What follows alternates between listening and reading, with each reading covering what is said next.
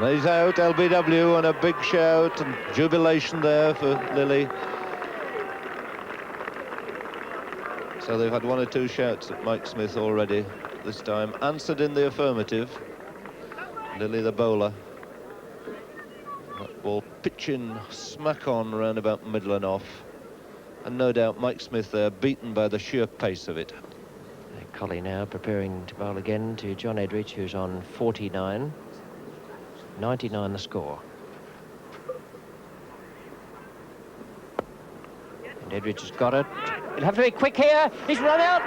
Must be out. And what a bad piece of cricket from the English players. D'Oliveira sending Edridge back. Edridge was looking for that single for the half century. He called for the one, and it was a very, very good piece of fielding. You can see it here again now as Colley bowls. And Edridge goes onto the back foot, pushes away just wide of mid-wicket. Now watch D'Oliveira and then watch Edridge turn. The fieldsman comes around, gathers. They started off for the single. And there is Lilly picking up, throwing, and Edridge is on his way back. No chance of getting in.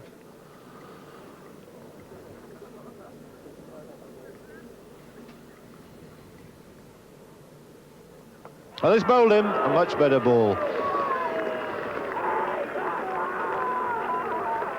So, D'Oliveira comprehensively bowled there by Greg Chappell. Which seemed to gather a little bit of pace off the pitch. And that's a tremendous feather in the cap of the Australians, and particularly Greg Chappell. So Boycott, in that treatment, coming in. The fall of the fourth wicket. Took a fierce blow on his left arm from a sharply rising ball from Dennis Lilly, and now coming out to resume his innings. So the end of D'Oliveira, getting one on a good length, pitching off, hitting off, and Basil there a little bit late and a little bit slow on the shot.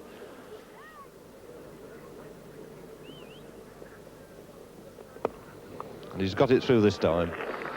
Half volley. So Greg makes his first boundary of the innings.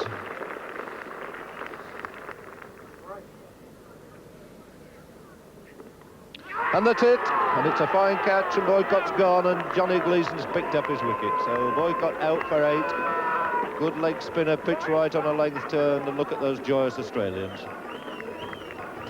Tony Greig, who was the mainstay of the latter part of the England batting order yesterday, played much better today. He started off in very nervous fashion at the beginning of his innings on the first day, but today he was very composed indeed. Struck the ball well on the offside and played with great conviction off his pads. One of those strokes by Greig was an absolute gem off John Gleeson, the Australian spinner. He looked very composed, and so too did Knott, until the new ball was taken at 12:25 with the England total 182 for 5. There had been 50 minutes play at this stage, and Greig was the first wicket to fall when the persevering Colley, bowling accurate medium pace from the Stratford end, trapped him LBW. That was at 190 for 6, and then just 10 runs later, Alan Knott was next to fall when Lilly got a lifter to come very, very sharply at the England wicketkeeper, and he was well caught behind by Marsh for 18. John Snow, the next batsman, stayed around for a few minutes, but then Colley got a good Yorker under his bat, and the 8th England wicket was down for 209. Norman Gifford was the next man to go with the total at 243.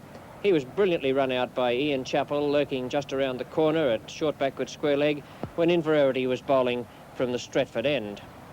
Arnold, the last man in, stayed for a while with Illingworth, but then smashed a ball away to mid-wicket, a very short ball from Australian spinner Johnny Gleeson, and Bruce Francis took a fine tumbling catch away in the mid-wicket area. This was 249 all out, the England team. An outstanding effort there from Tony Greig, 57 out of that total of 249, but it's a good even-looking scorecard all the way through, and I think Illingworth will be quite happy with the way things went.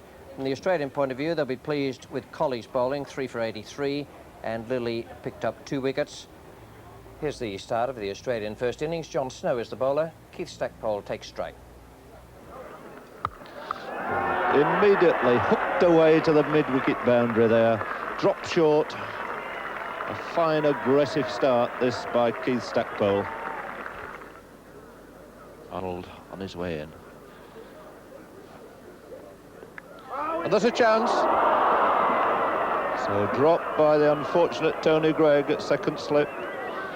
A fairly simple chance too, coming at a nice height for him, just about hip height to his right. He moved across, got both hands to it, but downed it.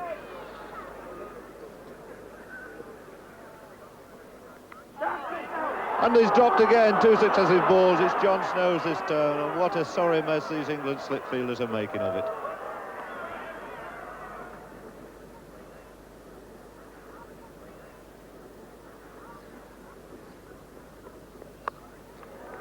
Snow the fieldsman, but no chance of cutting that off. 4 runs to Stackpole. Arnold not often straying in length or direction in this Australian innings so far. That's out. Play before wicket. D'Oliveira claims the first victim for England. 68 on the board. He had to do it without the benefit of any catching from teammates. There's the ball. And Francis is, well, he's very much obscured from here, but he looked very, very much in front. So it's the first wicket for England. 68 on the board.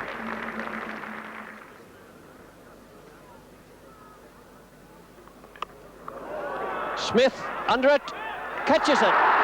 Hooked beautifully by Chappell, but hooked straight down Mike Smith's throat at long leg. It probably would have gone across the boundary for 6. And what a remarkable dismissal. First ball, Ian Chappell. Tony Greig now coming in.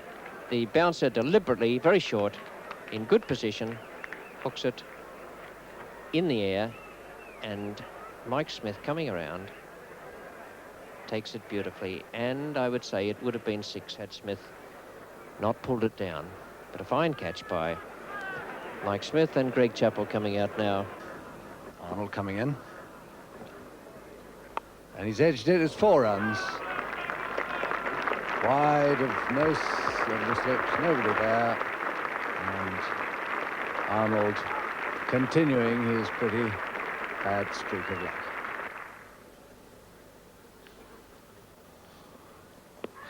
And he's got him LBW this time, so justice at last for Jeff Arnold.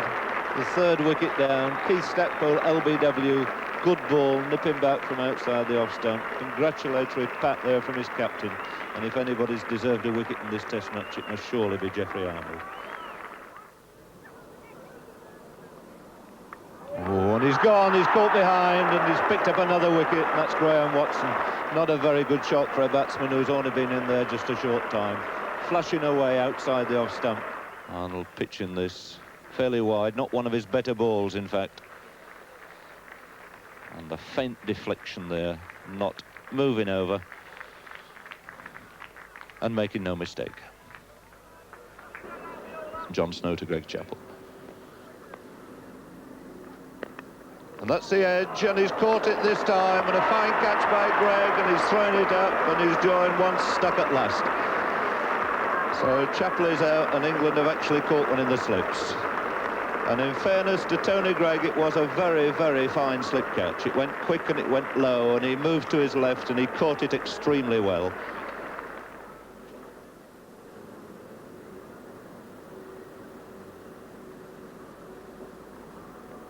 And that's out, he's caught behind. So a 3rd wicket then to Jeff Arnold. Inverarity could have gone, and in a lot of trouble all the way through that over. What a superb exhibition of bowling by this Surrey quick bowler. He's got 3 wickets. He could well have had 6 or 7 at this stage. Inverarity, the batsman. Once again, right on line, pushing forward, not getting to it. And Allen not taking a good catch low down. Inverarity on his way already.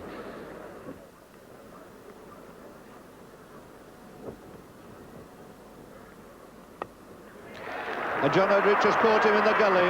Fine catch. And another wicket to Arnold. Rodney Marsh is out for 8. And the Australians now 134 for 7. See John Edrich in the gully, snap up this chance. Pushing forward, the ball moving away from him. Rolling over, clutching it into his midriff there. Gifford has gone to mid-wicket, so there's a big gap now in the mid-on area. Oh, that's bowling very conclusively. And he was never there for that. He was playing that from on or just outside leg stump. And Snow looking very, very happy about it. You'll see here that Collie never, ever gets behind the line of the ball. The left foot giving himself plenty of room for the stroke before it comes back far too late. In the end, he's covering his stumps, but that's some fraction of a second after the ball has pegged one of them back towards the wicketkeeper. John Snow bowling at the moment from the Warwick Road end, not the City end, as I'm informed by correspondent. And he's bowling. That was a good delivery. Quick, a little bit of extra pace in that, and Gleeson far too late with the stroke, and that's the 9th Australian wicket to go down in an inglorious batting display this morning. And a quicker ball from Snow. Gleeson down the line of leg stump, and it just hits the top of the off stump. Good bowling, and look at Snow. That's a classic follow-through there by a very fine fast bowler. That's Walters, and Illingworth's under it. It must be out. It's nicely judged by the England captain. Walters hooking is the last man out for 17. John Snow has the wicket. And what a splendid performance by these two England bowlers this morning. What a collapse that was, 142 after being in quite a strong position at one stage. The loss of Ian Chappell early on was a crushing blow. Stackpole stood firm. It certainly was a great effort from John Snow and Geoffrey Arnold. 6 for 39 in 90 minutes. Snow took 4 for 17, and England's lead 107. We pick up play now with Dennis Lillee, the bowler. Geoffrey Boycott is taking strike. Boycott confidently away. Flipped away wide and mid-on. Gleeson chasing it.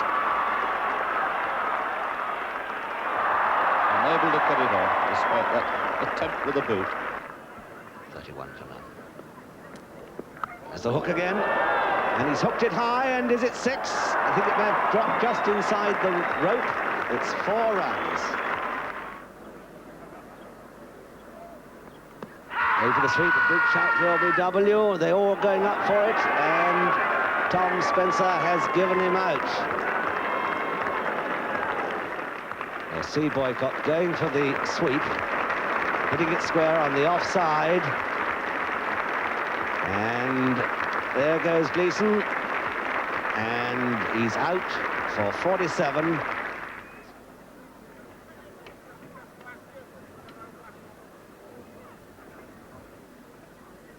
On a good ball, and that's out, and it lifted and left him, and he followed it.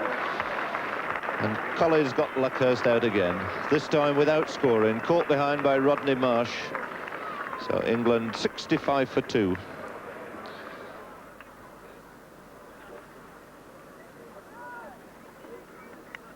And he's out, he's got a wicket, he's got Edrich. So John Edrich gone, looking to hit it away to the offside, not quite getting to the pitch, playing slightly inside it. And another catch then for Rodney Marsh. Graham Watson, the bowler. He's looked in very good touch indeed. There's a lovely shot. That's 4 runs. Slow outfield. Wet ball, but 4 from the moment it left the bat. A fine on drive by Basil D'Oliveira. In perfect position for it. Each bowler carries a towel for drying the ball. And a great stroke. D'Oliveira relishing the conditions, knowing the ball's not going to move around very much. And onto the front foot there as soon as the ball is a fraction over pitched.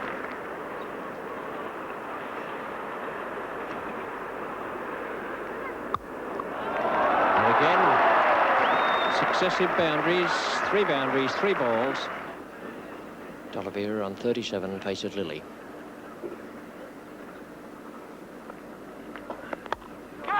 Out, caught, a brilliant catch by Watson, throwing it up in the air, and the first Australian victory this morning. D'Oliveira, the 4th wicket to fall in the England second innings, with the total at 140. 37 to Basil D'Oliveira, caught Watson, bowled Lillee.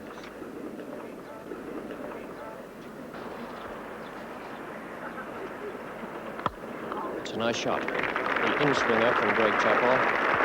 Lilly's the man now took no chance of picking it up there. Firmly clipped away by Greg, just slightly overpitched.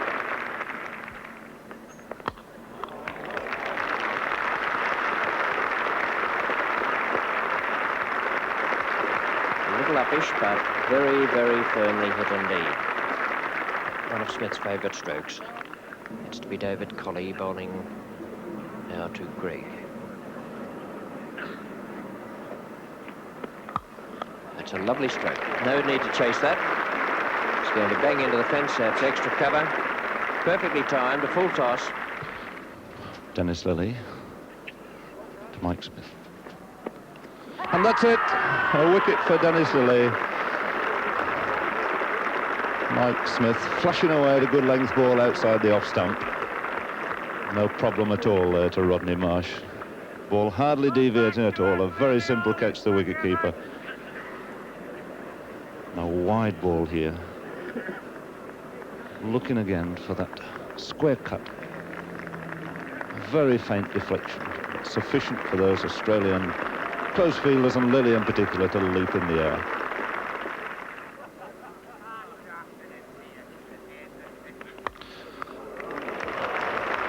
No need for anybody to chase that.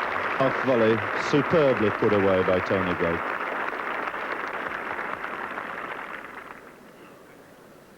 Down they go in anticipation of another edge. And it's it. Another catch from Marsh, having a field day out there. Another little gentle tickle. So Lillee having a great morning there this morning. Alan not slightly apprehensive, not getting out to the pitch of it. And Rodney Marsh taking his fourth catch of the innings. So Tony Greig looking to score quick runs here. Get that through, and that's his 50. A good effort by Tony Greig here. A beautifully timed stroke for 3.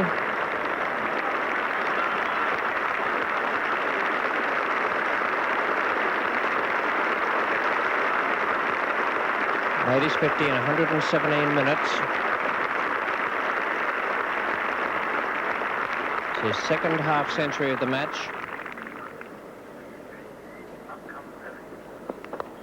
Chappell, what a great catch that was. That must be one of the best catches in Test cricket. Diving away to his right at first slip, behind second slip. Illingworth the man out, the 7th wicket to fall for England. Illingworth made 14. Dismissed Cordy and Chappell, bowled Lillee. Snow should be quite immune from the short pitch ball from Lillee. It's fast bowlers union that operates in Test cricket will no doubt be in operation again today. Oh, that must be out. Must be out. It was absolutely plumb, and Lillee now has 5 wickets today. Lillee's arm just coming over now, having beaten Snow outside the off stump with the ball before. Lands this one just a fraction outside off stump and cuts back at Snow. And there he is, hit on the left pad, absolutely plumb in front.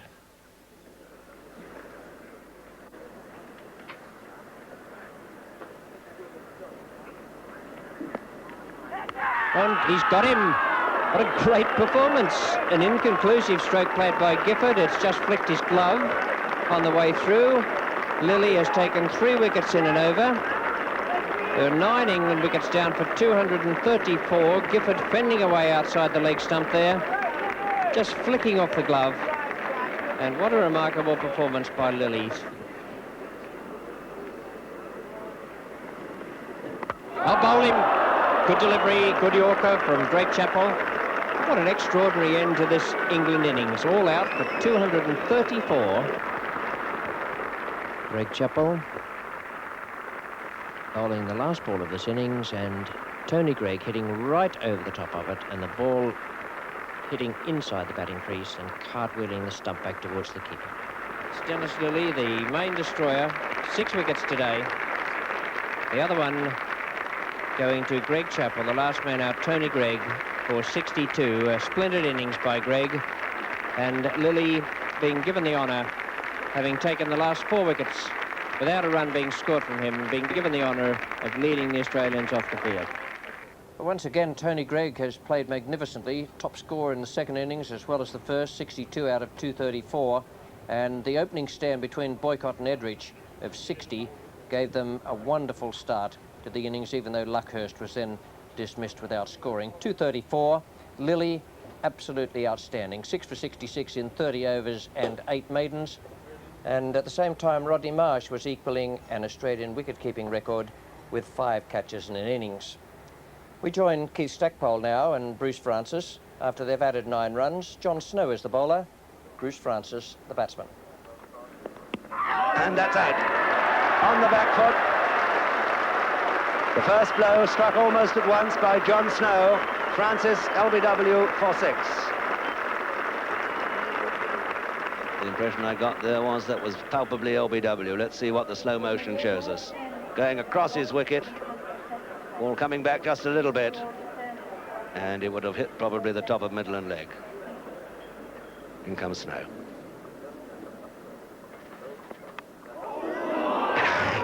Well, it's 4 runs for a very thin leg glance, which didn't quite carry. Snow now to Ian Chappell. The bouncer, and he's asking for it, and he's given him out caught behind, so the hook's brought about his downfall in both innings. Trying Ian Chappell out with a bouncer. They had him caught at long leg the first time, going for the hook shot again, getting an edge through to wicketkeeper Knott. Snow tempting the bounce again. Look how much he put into it. Chappell, in actual fact, getting in a pretty good position there to hook it. But no doubt there that Alan Knott knew he got a tickle.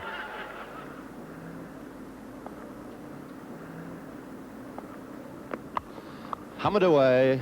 Great start by Stackpole. The short ball, beautifully cut square, in the air, but perfectly safe. 4 runs.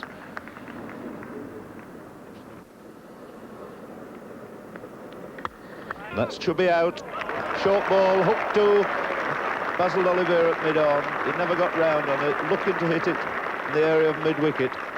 So Jeff Arnold has beat the bat many times, getting a wicket there with a fairly short ball.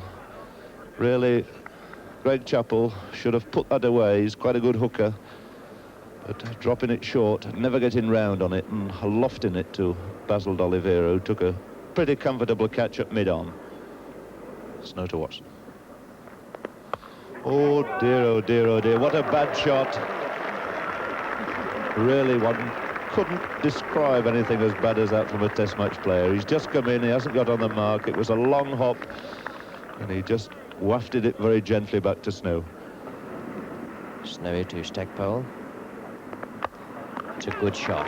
My word, that is a good stroke. Beautifully behind the ball.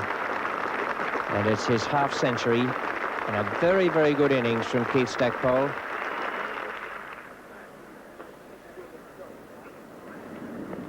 Oh, and he's dead on. Off the inside edge. Very nearly yorked anyway, playing over the top of it. Off the inside bottom edge. So Tony Greig, an immediate success. And the wicket's really tumbling now. It's off the back foot, but he wasn't behind it. Played that a long way from his body, and Walters, living chancery here today, is out for 20. And that's it, a good catch this time by Luckhurst. So D'Oliveira right on length and line there. Committing invariably to the forward defensive and slight movement. Luckhurst making no mistake this time at first slip. Tony Greig, who took a wicket with his first ball this morning, inducing a false shot from Walters. Coming in now to Stackpole. Once again, Stackpole in no trouble at all. He's really played very, very well this morning, getting 4 runs there. This wicket has really played very well. And there's bowling. So Stackpole gone at last. Clean bowl by Tony Greig. The end then of this fine innings of Keith Stackpole. Greig the bowler. He's had a marvellous match here. 2 half-centuries in the one game. 2 for 15 in this innings. 1 for 21 in the first innings, and although he's dropped a couple of chances, he's already taken one very, very good one. Beautiful stroke that. Didn't get up as Greg intended. Smashed it away in front of square leg past Mike Smith. David Colley. And he's out. Tony Greig. Second slip. The 8th wicket to go down. Have a look at this left foot go to mid-wicket here as John Snow pitches it short outside off stump. Outside edge. That's a most ungainly stroke. I can't think of anything that was technically correct about that, except perhaps the catch itself, which was taken in very easy fashion by Tony Greig.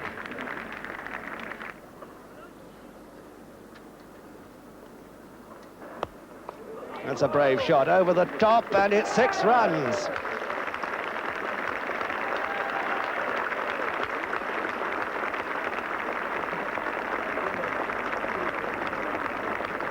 Gifford resumes over the wicket to the left-handed Marsh.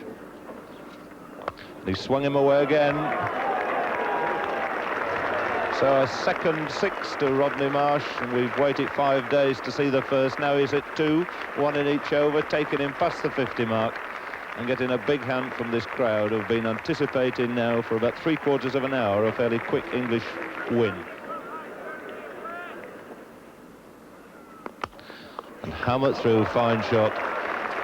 On the up, ball, nothing like a half volley, a good length ball in fact. Back over the wicket.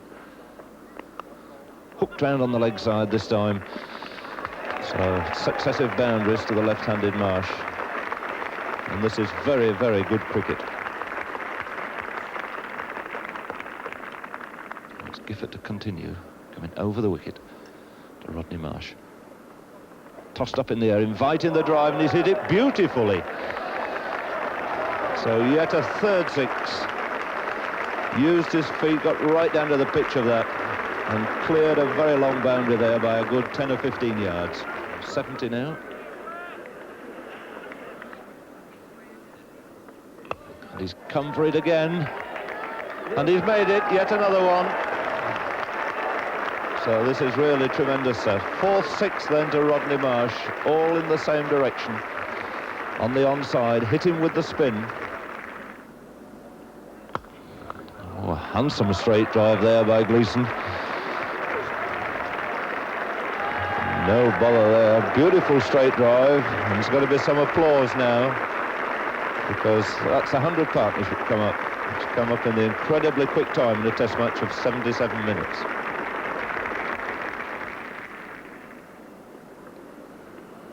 Greg to Marsh. And that's it. And he's out 1 short of his best score. Going for that square drive, which he's played so terribly well right the way through his innings. This time just getting a thin outside edge. Alan Knott taking the catch. And Rodney Marsh is out for really a superb and sparkling display. And all the England players fully appreciative of that fine knock. The Lancashire members on their feet.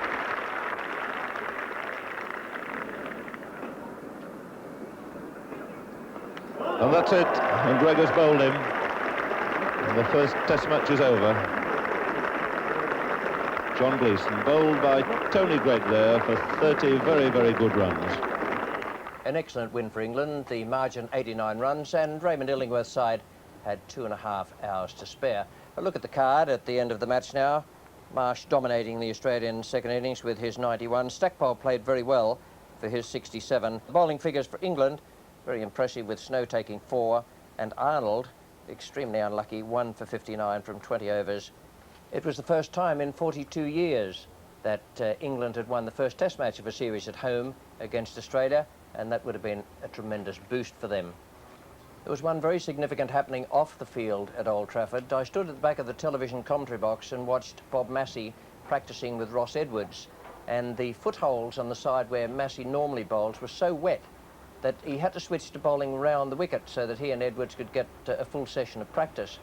They went into long conference together, they're Western Australian teammates, and the upshot of that was that Massey had in his mind, when he went to Lords for the second test match, that bowling around the wicket could easily be as difficult for the batsman as when they faced him coming over the wicket. In fact, Massey was fit for Lords, and Edwards went into the side as well. The men left out were Inverarity and Watson. And for England, they had the bad luck that there was an injury to Geoffrey Arnold. He was left out, and John Price came into the side. Raymond Illingworth won the toss again, the 7th consecutive time. He's a very lucky man, Ray. And he decided that England would bat. Almost immediately, Bob Massey gave an idea of why this was going to be his match. The slip fielders are waiting, and so too is Geoffrey Boycott.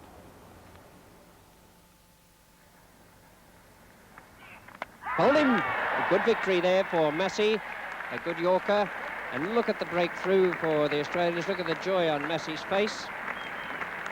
Fine effort by this young bowler, playing in his first test match, and what a victim to get as your first test wicket. Geoffrey Boycott, the England opener, bowled Massey for 11. And you can see here how Boycott's defensive stroke is beaten here, the ball getting under the bat and just inside between bat and pad. Also, there's 3 slips waiting there for Dennis Lillee. Bowled him, what a good delivery that was. Now that really was a splendid ball, as you'll see in a moment on the playback. There aren't too many batsmen who would have been able to play that with the middle of the bat. It started drifting into the right-hander. Lillee just moving in now, the foot landing, and the ball slanting towards about middle stump, I should think, and watch it cut back and past the outside edge of the bat.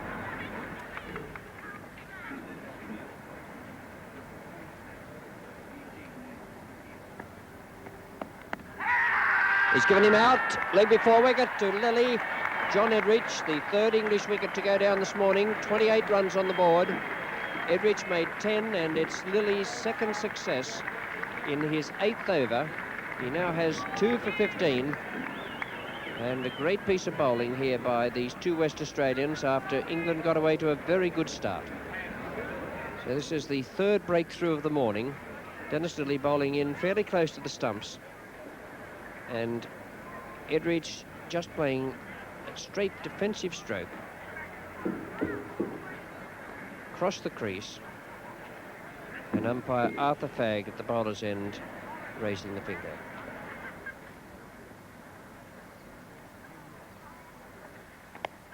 And he's asking for that, and he's given it. It was the in-swinger, having bowled 4 outswingers to D'Oliveira.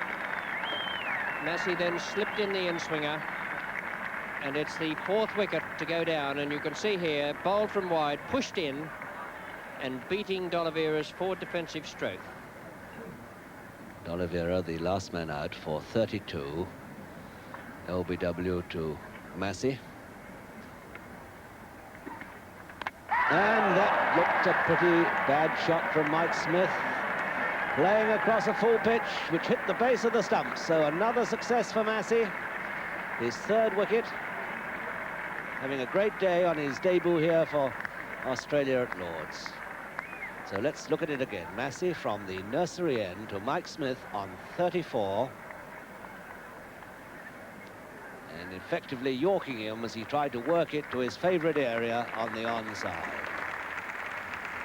But it's Greg at the moment to face Dennis Lillee's first ball after tee. He's on 25, Lillee from the pavilion end. And what a fine start. Really a beautiful cover drive, smashed through the offside. Wicket-keeper with an average this year of 70 behind him in first-class cricket, 200, both against Surrey, facing John Gleeson. No doubts at all about his intent, looking again to move down the pitch, hitting high in the air over the top of mid-on. A fairly lengthy breather now. He's coming back to bowl to Tony Greig on 49. That's the one he wants. Pushed into the offside, brings Tony Greig his 50. His 3rd successive 50 in the 3 test match innings this year. includes 4 boundaries, and it's taken him 2¼ hours. He's out. A bad shot by Alan Knott. He guided that straight into Colley's hands at Gully. It's the 6th wicket, so badly needed by the Australians. And Alan Knott is the man dismissed. Massey breaking through again. His 4th wicket in the innings. Massey bowling to Tony Greig. He's gone. Must be out, caught behind. He's given him out, and Greig is not particularly enamoured of the raised finger at the far end. Very confident appeal there, the shout from the Australians. But Tony Greig wasn't too happy, but you can see the reaction from the Australians here as the ball comes. It looked from here, possibly with the inside edge, and the shout from Massey, who is just about to go round, and Marsh throws the ball up in the air. Umpire Constant is the umpire at the nursery end. Massey is bowling now to the England captain, Ray Illingworth, and he's bowling from the nursery end. And look at this delivery that nips back there in the air, strikes Illingworth on the pad, and umpire Constant at the far end has no hesitation at all in raising the finger. A very, very good delivery, that, because the 2 balls before had moved away in the air from Illingworth. Very fine bowling from this young Western Australian medium pacer. He had Illingworth playing at the outswing of the 2 balls previous, and then suddenly nipped that one back at him from outside the off stump. Well, that broke the partnership between Illingworth and Snow, a half-century partnership and a very good one for England. And here now is Massey bowling again to Snow. And there is the outswinger. Now that really is fine swing bowling, coming on with the 2nd new ball. 1 wicket with an in-swinger, a beautifully pitched outswinger there to account for John Snow. It started round about leg stump and then hit the base of the off stump. A ball of very full length and very well bowled indeed by Bob Massey. Splendid performance from this young fellow playing in his first Test match. And here he comes in around the wicket, bowling again from the nursery end, still with the 2nd new ball, and bowling to Norman Gifford. And Rodney Marsh, his West Australian teammate, takes the final catch that makes the final dismissal of the innings. And England are all out for 272. And look at the jubilation on Bob Massey's face. That's real pleasure, isn't it? An entirely unspoilt young cricketer playing in his first Test match at the home of cricket, and he's done so wonderfully well. The finest debut performance for any player in the history of Test cricket.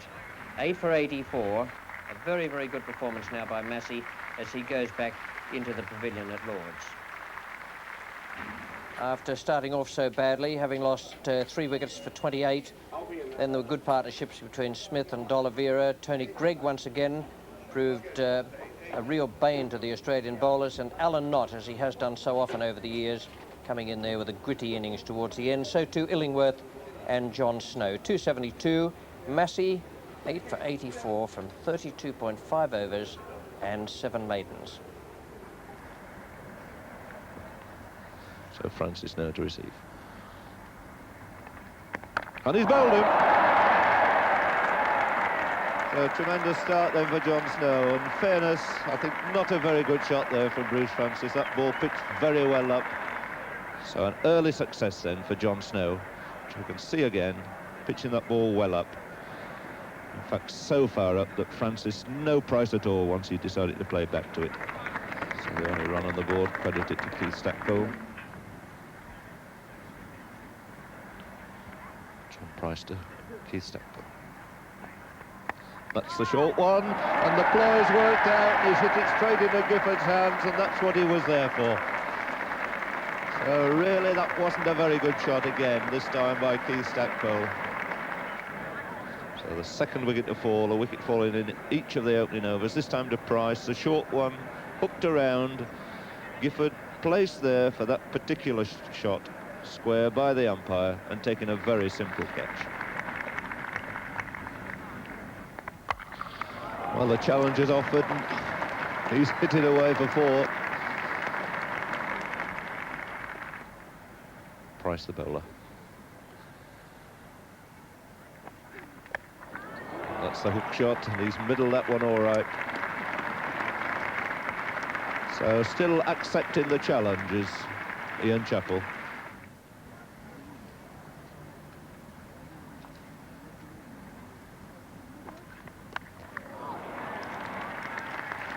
That's a fine shot. Ian Chappell going for that hook shot there. Snow now to Ian Chappell.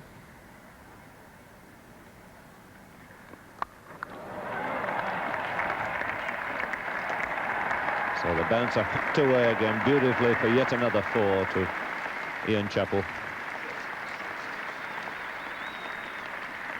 The umpire now signalled 6, up just clearing the fence there at deep long leg.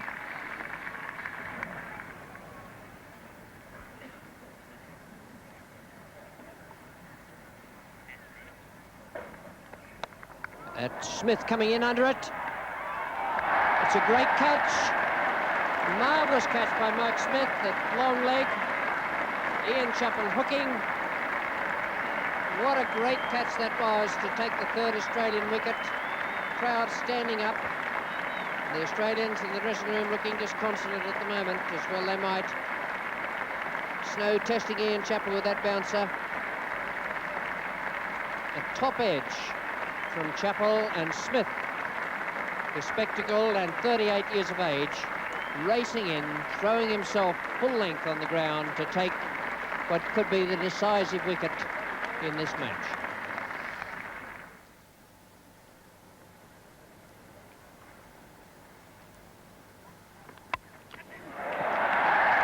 Illingworth has got him, the England captain. Doug Walters out, Illingworth just getting to it with his left hand. It was a pretty good catch, that. John Snow finding the outside edge, a probing defensive shot from Walters. Away it goes there, and Illingworth, away to his left, around about knee height.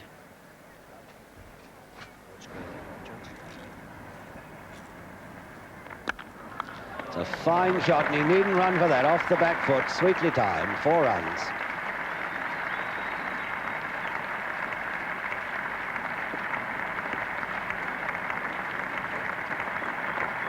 The 100 up then for 4 wickets.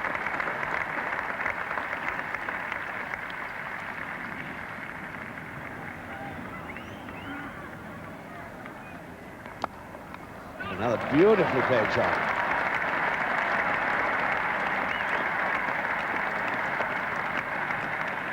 That was superbly well timed, standing up on his toes and turning the wrist on it, flicking it away just in front of square. With D'Oliveira coming in, had a fairly lengthy spell, 12 overs straight off before tea. Once again, Chappell right into his stride, timing that beautifully, forcing it away off the back foot, wide of mid-on.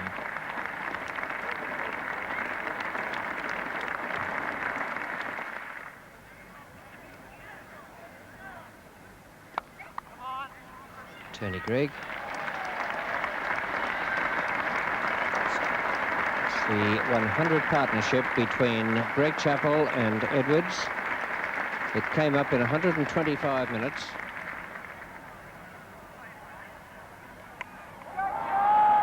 Gifford's after it. Smith is the man, and he takes it.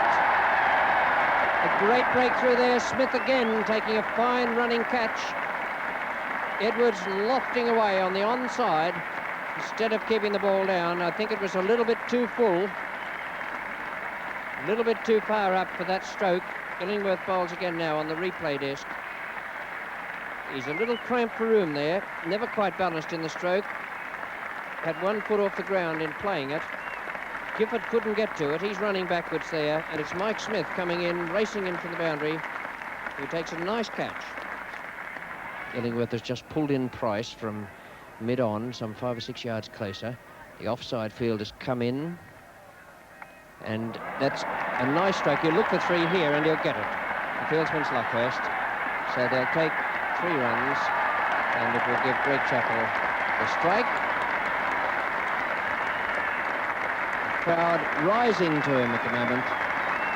It gives him his 100, his first 100 in England, and a very, very fine effort.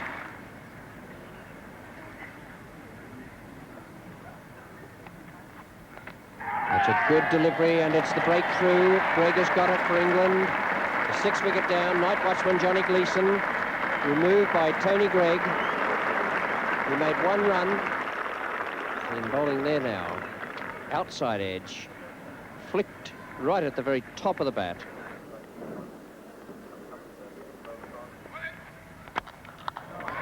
Fine stroke. Nicely timed. Greg gave him a long, hard look from the bowler's end there, but that really was a superb stroke. It's a fine shot. Lovely stroke, that. Boycott won't cut that off, I don't think. Just ticking into the fence now. It runs down the slope there. Extremely popular cricketer with the English crowds. Fully aware that he's pulled England out of trouble so many times. And he's done it again. A thick inside edge, and Chappell is out. A little bit of fat probably there for Basil D'Oliveira. But he always comes on, always seems to come on and take a wicket exactly at the time that England needed it. They needed it then. Well, this enormous crowd all on their feet.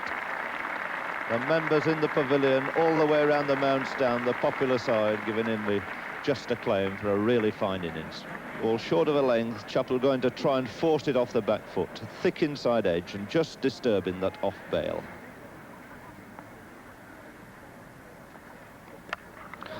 He knows how to deal with the short one. Long hop there from Basil D'Oliveira.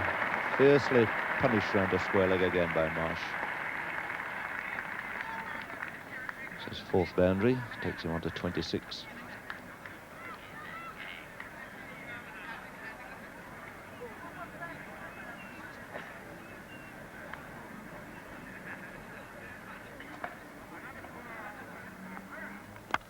Gone for the big one, beautifully struck, nobody out there.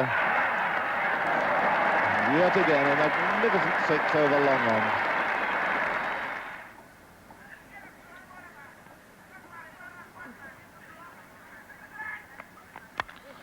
Short, high over mid-on. So another boundary from Rodney Marsh.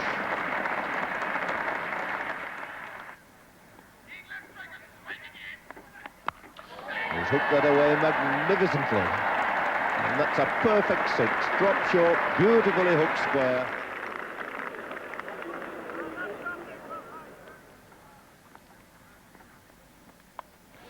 And he's gone. Greg's catching it, throwing it up, asking the umpire. There's going to be a conference. Arthur Fagg moving over to Constant to see if it carried. Constant nodding his approval that that ball carried, and Marsh is out. He didn't want to go and waited for the umpires to give a decision. So the crowd rising again to Rodney Marsh, just as they did up at Old Trafford when he made that really, truly great 91. He's followed it up with a fine 50, 2 sixes, 6 fours in it. So let's see this catch, which Marsh wasn't too happy about. See the thick outside edge. Greg tossing it up, quite confident he caught it. Marsh having a good long look at him, deciding that he wasn't going to walk out until the umpire had given a decision.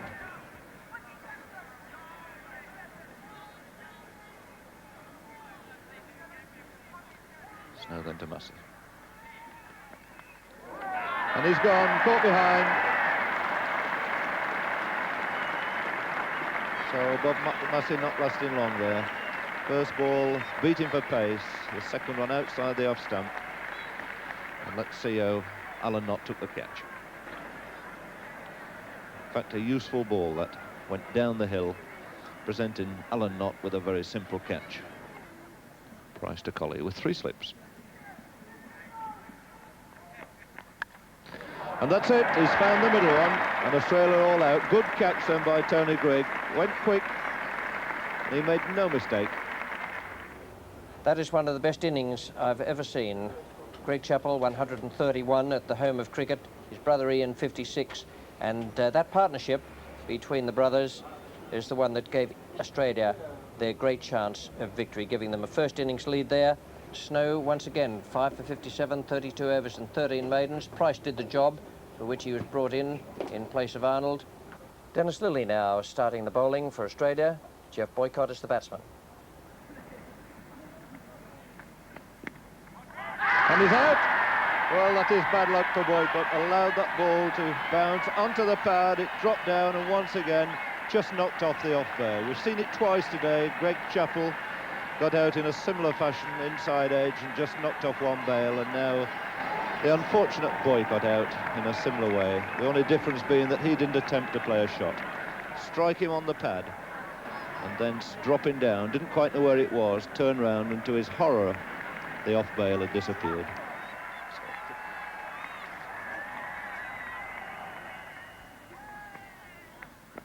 And that's it. And the replay comes into him a bit, and Luckhurst on the back foot. The thinnest of edges, straight into the tummy of Rodney Marsh.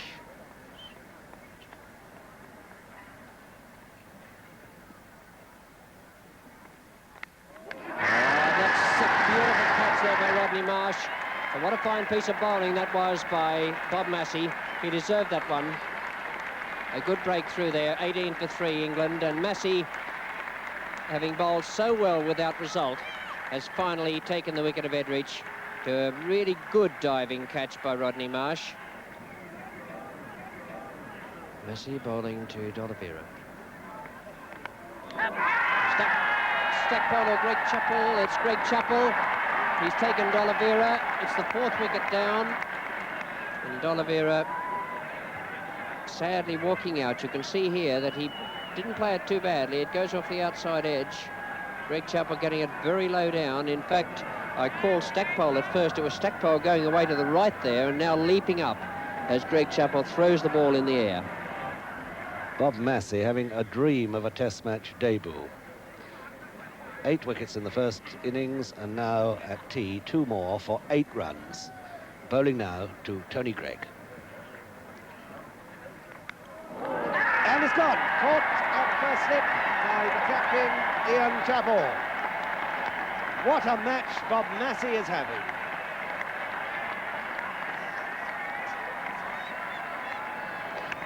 Another look, Bob Massey coming round across the right-hander. He pushes forward, it finds the outside edge, goes round about right knee height to Chappell. Up it goes, no problem.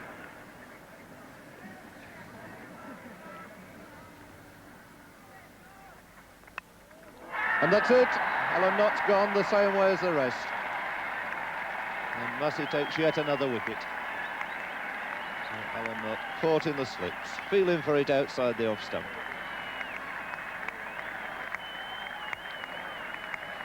This wicket going down at 54. Massey the bowler to Alan Knott.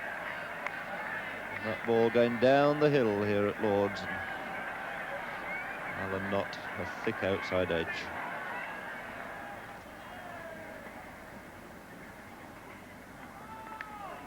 Out, Stackpole at second slip. Illingworth out, the 7th wicket down. And now a new world record for Bob Massey, the only man in the history of Test cricket ever to take 13 wickets in a match on his debut. Nothing wrong with the pitch. The pitch is a beautiful batting track, but he's doing it all with swing. Nothing happening off the pitch. He's cutting 1 or 2, but it's being done in the air. They're asking, and he's gone. He's on a hat-trick. John Snow, first ball, glancing down the leg side. Massey 6 for 35 in his 20th over. You can see here how Massey takes his 6th wicket. Snow pushing away there, the ball deflected. And Rodney Marsh moving across. There's nothing difficult about the catch. Umpire Fagg just about to lift the finger.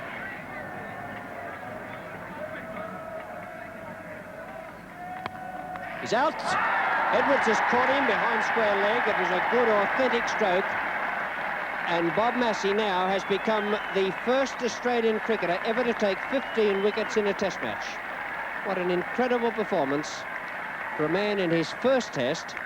An authentic stroke behind square leg, clipping it away to Ross Edwards, who took the catch quite comfortably. And England now 81 for 9.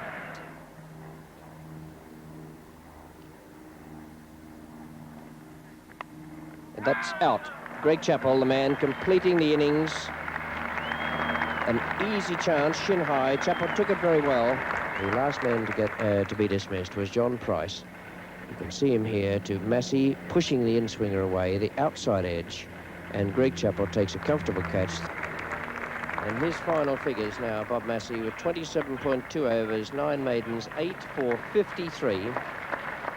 No joy there for England in their second innings. Only Mike Smith with his 30 and a little bit of a flourish towards the end from the tail enders, getting them up past the 100 mark. And the man who did it all, Bob Massey. What a terrific performance. 8 for 84 in the first innings, 8 for 53 in the second, and Dennis Lillee taking the other two, 2 for 50 from 21 overs and 6 maidens. Stackpole once again showing good form. 57 out of 81 is a nice ratio. Not very much needed from the Chappell brothers, although Greg was there at the end. 7 not out. And for the England bowlers, a wicket to John Price on his home ground, and 1 also to Basil D'Oliveira. The third test match was at Trent Bridge, played in good weather conditions. Raymond Illingworth won the toss again, but this time he surprised everyone by putting Australia into bat. Snow, and he's bowling to Chappell. Chappell batting in a cap. That's a good delivery, and he's out. The breakthrough for Snow, the big leg cutter. A good piece of bowling, that. And Alan Knott taking a straightforward catch behind the stumps. Snow getting that to move away off the pitch to the right-handed Chappell. And Chappell out now for 34. It's the second Australian wicket to go down. Snow to Greg Chappell. And that should be it. And he's out, caught by Parfitt. So Greg Chappell out for 26, playing at a wideish one. It moved away fractionally for him, but Parfitt justifying his position there at second slip, taking a catch. So Snow in turn disposing now of the younger Greg Chappell, following his success against elder brother Ian a little earlier. So the 2 slips and the 2 gullies back in now as Walters faces Snow. And that should be it, and this Parfitt's caught another, and Walters has gone. John Snow's 3rd wicket. And Walters once again, and not for the first time in this series, not really behind that ball from John Snow. Thickish edge. Parfitt justifying his selection. Taking a very good catch. It went very quickly off the bat. So another wicket for John Snow. That's out. And that, again, the breakthrough for John Snow. 4 for 44 now, this great fast bowler. Another fine delivery, leaving the right-handed Edwards, finding the outside edge, and a straightforward catch to Alan Knott, and that's the 5th Australian wicket down now. Snow once more to Bob Massey. And that's it. And a fine catch again by Peter Parfitt. That's his 4th catch. That was really a wonderful pick-up at second slip. John Snow's 5th wicket. He's done it again. He's broken through. He must have fancied his chance a bit against Bob Massey there. And the England players quite rightly standing and waiting for John Snow, allowing him to take the ovation. And how well he's deserved it. He certainly did deserve it. 5 wickets to John Snow, and an excellent performance. A splendid knock from Keith Stackpole, 114, and a real bonus for Ian Chappell with David Colley's quick 54. A great effort from John Snow, 5 for 92 from 31 overs and 8 maidens. Tony Greig did a good job with his 2 for 88, and Basil D'Oliveira was used a little more by Ray Illingworth. And this is Lillee now to Luckhurst. Oh, and that comes back, and he's out LBW. Playing a shot at it, whipping back at him, keeping low. And England are 55 for 1 wicket. Here it is again. Pitching outside the off stump, coming back a long way. And umpire Spencer raising the finger.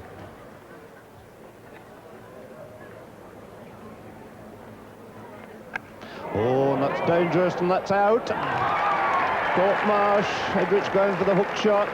The ball coming onto him a little bit quicker than he expected. Caught high up on the bat. And not a difficult catch there for wicketkeeper Marsh. Just had to run some 6 or 7 yards. The ball was in the air some little time.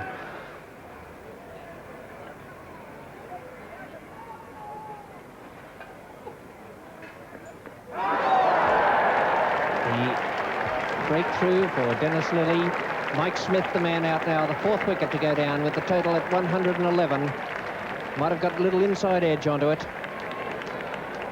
And he comes out now, Mike Smith out for 17, bowled by Dennis Lillee.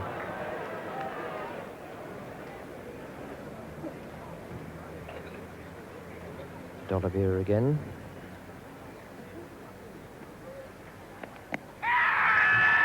He's given him out. Umpire Rhodes at the bowler's end has raised the finger, and that's the breakthrough for the Australians this morning. D'Oliveira, the man out, LBW to Dennis Lillee for 29. See now how Lillee took that 5th wicket. The ball pitching around about off stump. And D'Oliveira going across to push it onto the onside.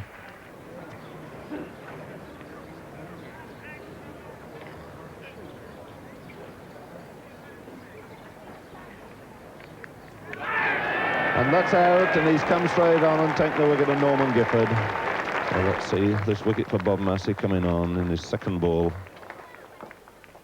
Good length ball outside the off stump. Nothing at all happened to it. You see Gifford simply playing inside it.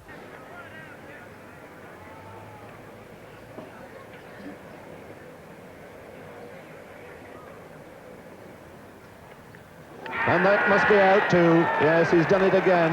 And that one moved just fractionally away from Alan Knott, and Marsh took another catch, and England in a whole heap of trouble here now. Great facing him. Askin and caught behind on the leg side this time. Well, a trifle unlucky there, I thought, Tony Greig. That ball hardly moved at all, certainly off the face of the bat. So let's see yet another catch by wicketkeeper Marsh. Ball pitching outside the offside, outside the leg stump there, and off the full face of the bat and hardly moving at all.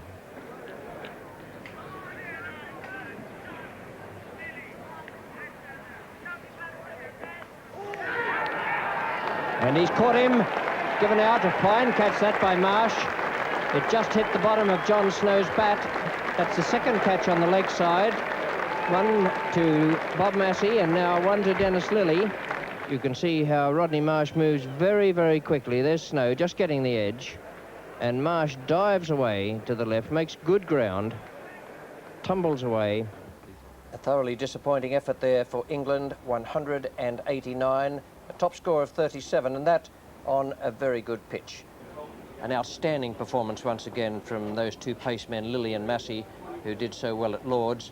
Massey has come in again with 30 overs, 10 maidens, 4 for 43, and they don't have an answer to him at the moment.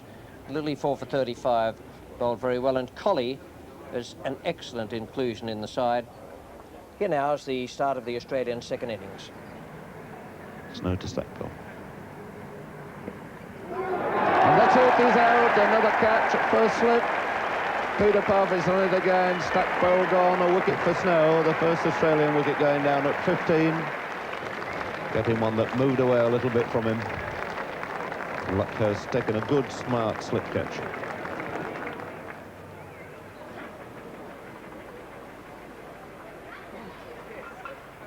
Bowl him, putting it on outside, from outside the off stump.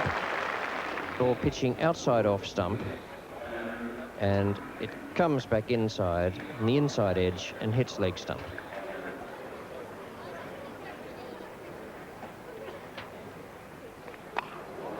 That's Gifford under it. He's out. Waller's caught off a rank-long hop, trying to smash it away on the offside. Just getting a top edge, and the ball flying up in the air. We'll see here how this one landed well outside off stump. Walters slashing away, and there's Gifford going back for it now. He puts his hand up to try and judge and keep the ball out of the sun. Takes it quite comfortably in the end. That was a real sacrifice by Doug Walters, but it allowed Ian Chappell to close the innings at 4 for 324, leaving England 9.5 hours to get 451. Wasn't an impossible target, but the way they'd batted in the first innings must have given the Australians a great deal of hope. John Snow toiled hard once again, 24 overs, 1 maiden, 3 for 94. Lillee Smith. And he's out! LBW. And it looked to me as though Mike Smith completely lost sight of that. Extraordinary dismissal. It was very much a last-second stroke. He just didn't seem to see it. Peter Parfitt. Solid, sensible piece of defiance here by Parfitt. Now facing Lilly. Oh, the end of Parfitt. And that, I should think, was a very good ball indeed. So now another look at the fall of Peter Parfitt. Yes, he got his bat tangled with the top of his pad. After that dismissal, Basil D'Oliveira and Tony Greig batted for 3 hours for a match-saving partnership of 89, and there were no real dramas so far as England were concerned. 4 for 290 they finished with, and perhaps one of the significant things was that Massey bowled 36 overs and took only the 1 wicket. Lilly picked up 2, but the England batsmen intent on trying to counter Massey might just have found themselves the remedy. The finish of Trent Bridge and on to Headingley. First 3 test matches of the series had been played on good, hard, firm pitches, which, if anything, assisted the pace bowlers rather than the spinners. Well, it wasn't so at Headingley. A thunderstorm had struck the ground the previous weekend. They say Fusarium struck the pitch on which the match was to be played. Underwood was called in. He hadn't played in any of the earlier games, and it looked as though the ball was going to turn. Well, certainly the selection of the teams indicated that, with the Australians bringing in Mallett and Inverarity and Paul Sheehan, and Underwood being included in that England lineup and listed as being absolutely certain to play. The outfield, a vivid green, the pitch rather a mottled grey with no grass on it, and here now is John Snow coming into bowl to Ross Edwards. And that's out. It's a great catch by Alan Knott. So John Snow done it again. That's Ross Edwards gone. For a fine low diving catch by Alan Knott.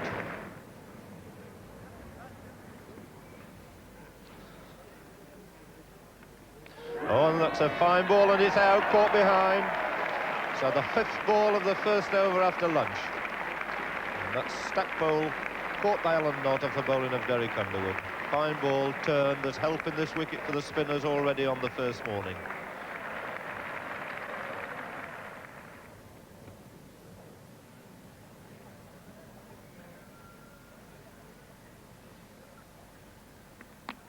That's a quicker one, is out LBW. So one pushed through with the arm. And really caught Greg Chappell unawares there. Beat him by a well-controlled, perfectly concealed, quicker ball. So the 3rd wicket going down, Underwood 2nd, the quicker one pushed through. You see, after the ball that struck him on the pad, Greg Chappell pushing his leg forward. And that could be out. Illingworth's coming around under it. Should be out. Quite safe. Marsh caught Illingworth, bowled Underwood, trying to hit the left-hander down the ground. You can see again now how this 6th wicket fell. Marsh coming down the pitch, hitting it away over mid-on, but getting, I think, an outside edge. The ball spiralling away out to mid-on, round about level with the umpire. Illingworth judged it nicely, but had to catch it away from the body in the end. Pulled it in close.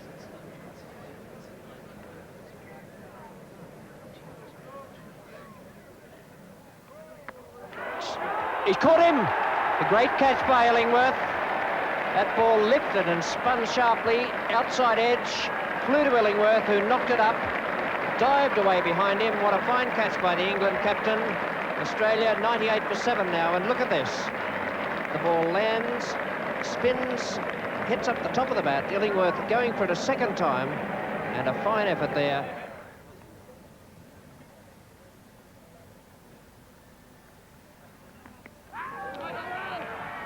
And he's given him out LBW. Constant had a long look at that. He doesn't make decisions lightly, this umpire. Let's see this LBW decision. Mallett moving well across, well in front there. And Constant taking a long time over his decision.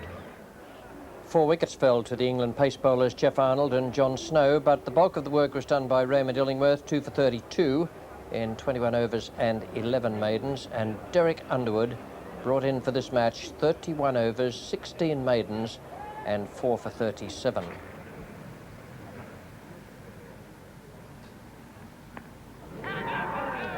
That's out, caught behind. Parfitt looking in some dismay at umpire Constant. Ball swung back, it looked to come between bat and pad.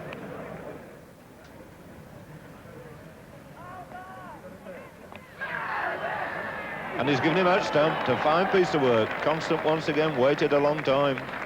Alan Knott gave him the charge, and Marsh had those bails off in no time at all. So Alan Knott stumped in a test match without scoring. That's something quite unique these days.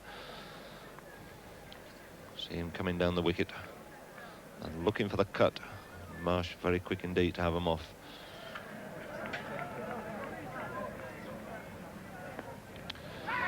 And he's out stumped, too short of his 50. Trying to push it away for the 2 runs he wanted. It wasn't a very good ball. He could really have belted it away on the onside. He hit 6 fours, and this is what happened when he faced Inverarity on 48. Full pitch, and a brilliant piece of stumping there by Rodney Marsh. So Ray Illingworth, 148, his last opportunity today is to reach the 50 mark, which will be one of the slowest in the history of Test match cricket between Australia. He's gone for the big one. But surely is it? Yes, it's bigger than that. I think it's over the ropes. Umpire Elliott having a look, signalling 6. So the last over of the day, Ray Illingworth going to his 50 with his second 6. In fact, they lasted only until the total was 263, when Ray Illingworth, the England captain, was LBW to Lilly, shuffling across the crease and given out by umpire Constant at the bowler's end. No praise is too high for Illingworth in the part he played in rescuing England from a desperate situation when he came to the crease. Yes, Raymond Illingworth played a magnificent innings there for England, a match-winning one, in my opinion. Ashley Mullet, the off-spinner, 52 overs, 20 maidens, 5 for 114, and Dennis Lilly, because of his great skill, was able to pick up 2 for 39 in 26.1 overs. And here now is Derek Underwood preparing to rip through the Australian batting. He's bowling to Greg Chappell.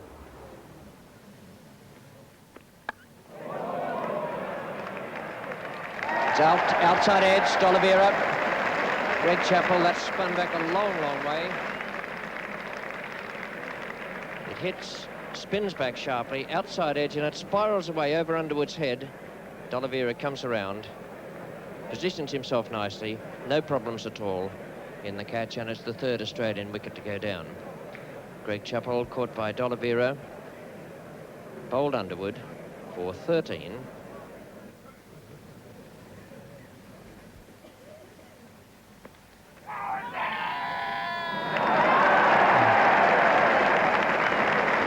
Well, Stackpole is out leg before wicket to Underwood. The 4th wicket to fall. 51 for 4 now, Australia.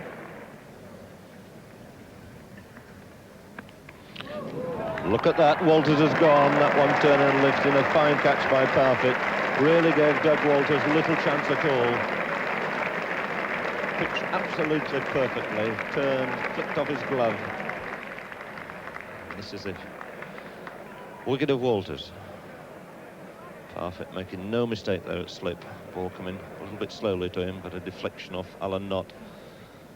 So it's Marsh now facing Derek Underwood. Asking for a catch, and he's given him out caught behind, and a little tickle. So a 3rd catch there to Alan Knott in this innings. Rodney Marsh out, another wicket to Derek Underwood. He's really having a birthday here this afternoon.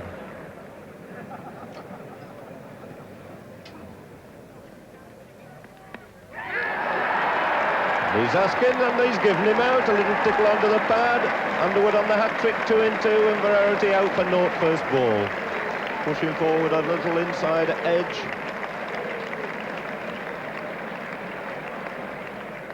Three short legs. A slip, a gully, and a silly point. Facing Ashley Mallet. Derek Underwood on the hat-trick.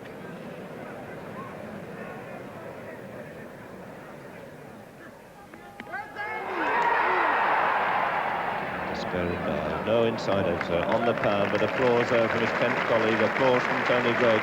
Wonderful over by Derek Underwood. Congratulations from everybody around. It's bowled in. Spun from middle, hit off. And Lilly is the 9th wicket to go down. Australia still six runs short of making England bat again. And Lilly bowled by Underwood for 7. Once again, the spinners, the men who did most work and had most success. A great effort from Derek Underwood, who was as close to unplayable as you will ever see at Test match level. 21 over 6 maidens and 6 for 45. And Ray Illingworth gave him great support and bowled without luck. England needing just a handful of runs.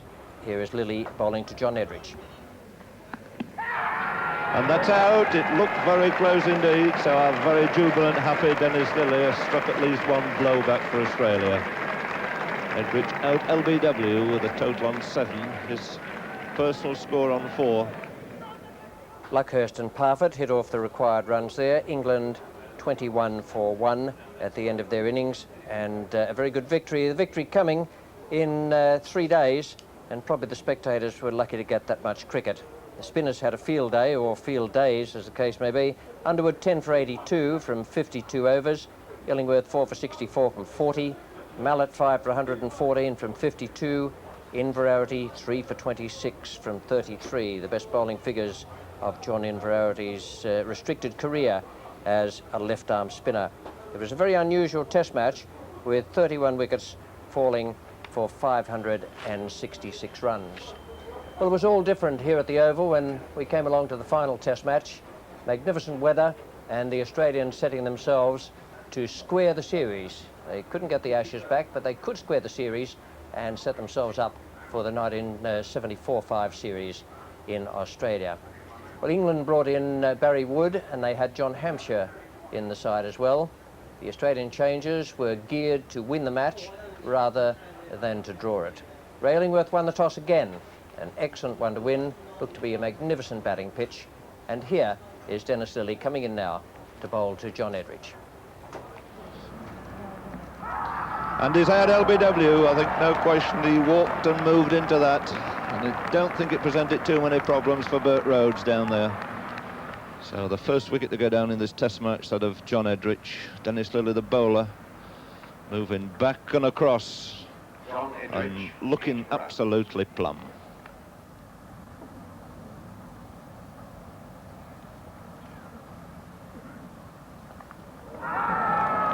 It's a good ball from Graham Watson, his first wicket in this test match. Barry Wood trying to get the bat out of the road.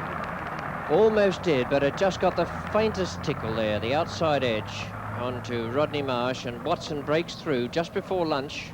So Massey's going to keep coming round the wicket to the right-handed Hampshire. Bowling a short one and a bad one, pulled away very well indeed by John Hampshire. It's a bad long hop. Bob Massey has not really bowled well. That's a fine shot, half volley, driven very powerfully. No need for anybody to chase that.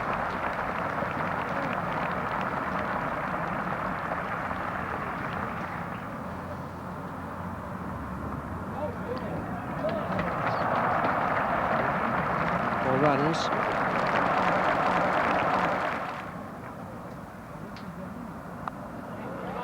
That's a good-looking shot. Hampshire really in full flow now, and a very good-looking player he is.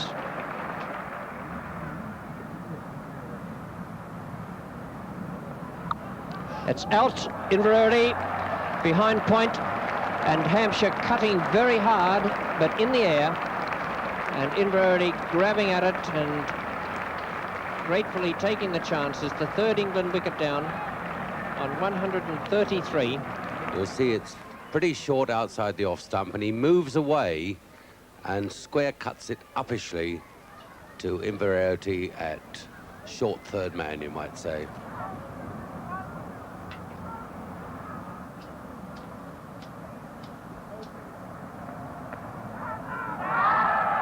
Is out, inside edge, onto pad, and what a great catch that was by Greg Chappell. And D'Oliveira looking very disappointed there as he comes off a faint inside edge onto the pad.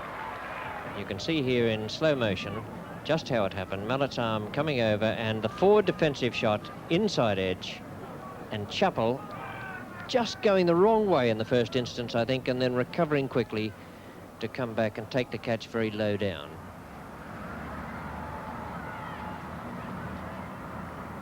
Bowl him, that's a good delivery. Middle stump out of the ground, and Lilly again breaks through, and on a good batting track. This is a fairly good performance by the Australians. 145 for 5 now.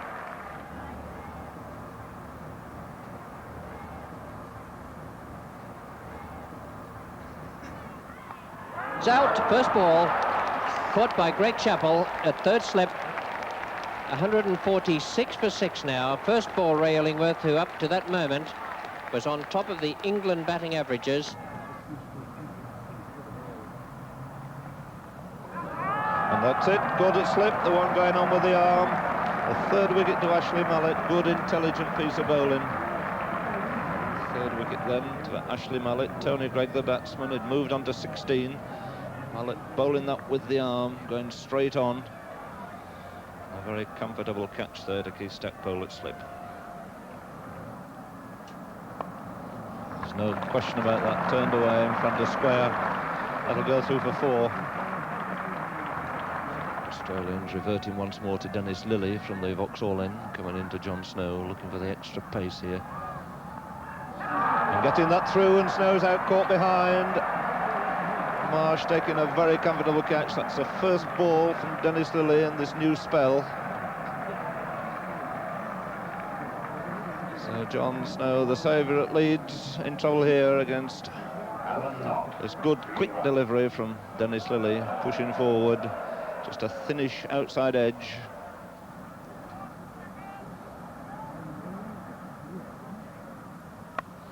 Incredible shot there by Alan Knott. It was a half volley outside the off stump, which the majority of people must have thought of hitting through the covers, and he swung it away over the mid-wicket boundary. Well, that brings up the 200.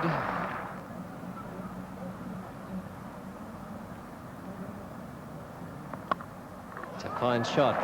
Sheehan, the fieldsman, but not even Sheehan will be able to stop that. That's 4 runs.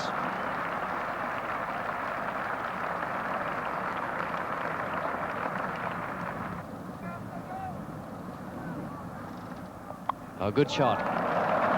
Beautifully hit away there behind point.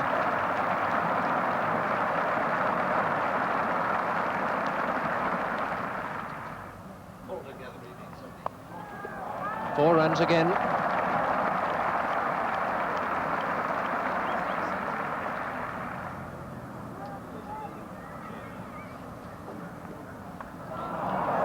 Bowled him.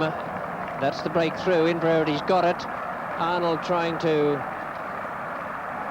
do exactly the same as Alan Knott has been doing. Lilly comes in now, steaming in to bowl to Alan Knott. And Knott, in the end, after trying to evade a bouncer, gets an outside edge, and Rodney Marsh therefore breaks Wally Grout's 11-year-old record of 21 victims in a Test series. Marsh now has 22 and is chasing Alan Knott's record of 24 in 6 Test matches. England owed a great deal there to that magnificent innings from Alan Knott, 92 from him. There's some good batting early on by Parfitt and Hampshire. Nice to see Jack Hampshire back in the England side. 284 for England, and an outstanding performance from Dennis Lilly, who really lifted himself out there. 24.2 overs, 7 maidens, 5 for 58. Once again, England seemed to have worked out Bob Massey. Now, here's Jeffrey Arnold bowling to Graham Watson. It's out. Watson caught behind on the leg side by Alan Knott, the faintest edge. See the shot here, clipping it away, but not quite far enough. And Alan Knott goes across.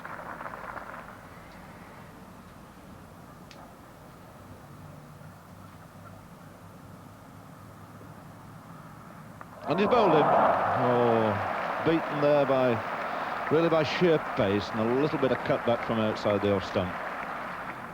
Snow really letting that one go, coming back sharply from outside the off stump. So at 34 for 2, it's the arrival now of Greg Chappell. Join his brother Ian on 3. Full pitch, driven firmly away, a very friendly first ball. Nobody bothering to run. Scooting down there past mid-on.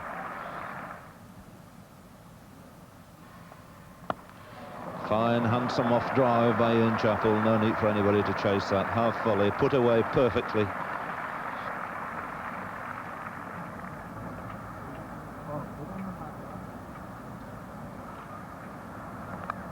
Just out of Knott's reach, it's 4 runs, but that's a similar type of stroke to the one that dismissed Graham Watson. So it's Ray Illingworth now, and he's going to bowl to Ian Chappell. 4 runs. Chappell down the pitch there. First delivery, slightly over-pitched. Illingworth to Ian Chappell. That'll be 4 more runs. I don't think Snow can cut that off. So 8 from the first 2 deliveries.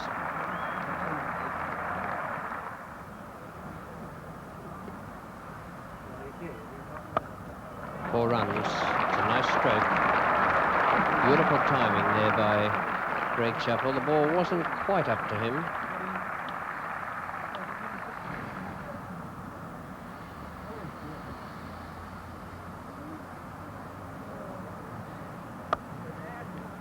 D'Oliveira.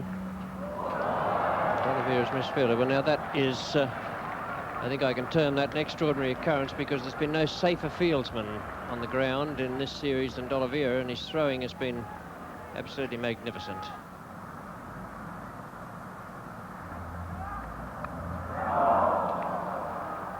It's 4 runs. I think that came right off the bottom of the bat rather than off the edge. It was a slower ball from Underwood.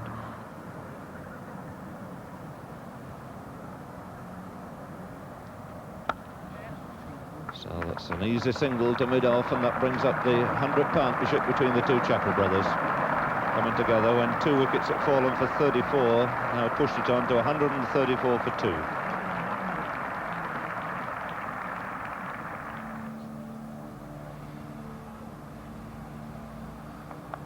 It's turned away nicely by Greg Chappell. It's a chase for Jeff Arnold, but no chance of stopping it. This extremely fast outfield, ball going away quickly from him the whole way down to long leg. So Arnold coming on, replacing Greg at the Vauxhall end. It's Greg Chappell facing. Short one, hooked away, 4 more runs. Perfectly placed hook shot to loosener there from Jeff Arnold. The first ball of a new spell, dropping it short. So it's Ian Chappell now facing Jeff Arnold.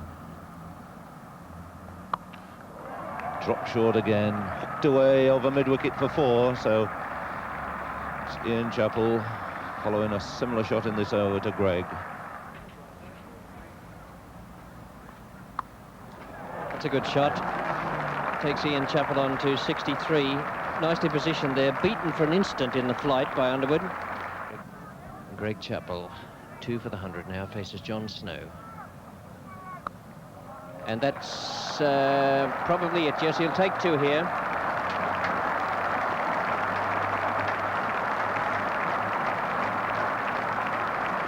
Really good innings from Greg Chappell. He hit his 100 in 190 minutes. Scarcely a false stroke in that time. He hit 15 boundaries. That's 4 more. That's a good shot. That's one of the best shots he's played in this innings. Very strong through that area. He's hit 3 boundaries off John Snow through there. And that's a handsome on drive by Greg Chappell, moving his feet delightfully, hammering it away between mid-wicket and mid-on. Applause from this enormous crowd here, because that takes the total on to 235, and that's the 200 partnership between the two Chappell brothers. Double century stand. First time it was ever achieved by brothers.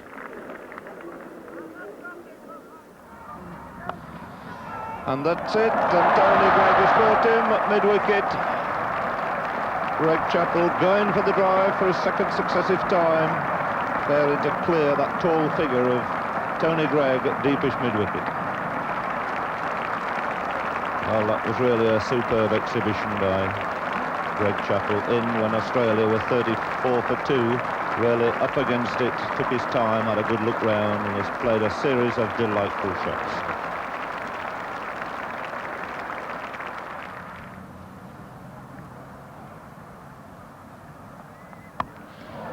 He's made sure of that one, dropped short enough for him to put away so easily between mid-wicket and mid-on.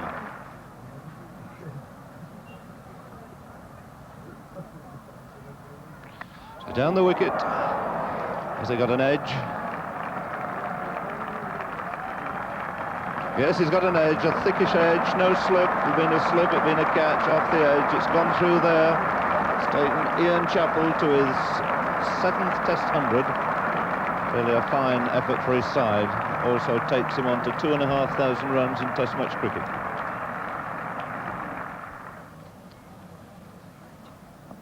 Oh, a fine drive, half volley, really leaned into that. Scurrying away on this fast outfield for another 4 runs.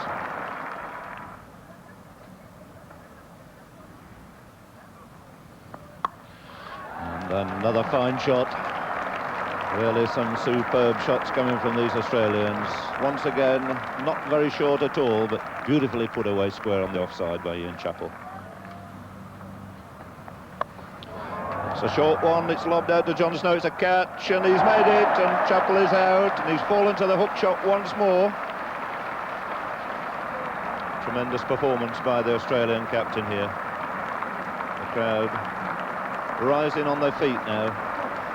So Geoff Arnold tried him out again with a hook shot. He's duly obliged, right underneath it. Never in a position to hook it downwards. John Snow at long leg taking the catch. So the end of this marathon innings. So he's got it away, dropped short, forced away square off the back foot, 4 runs. Brings up to 300 for Australia.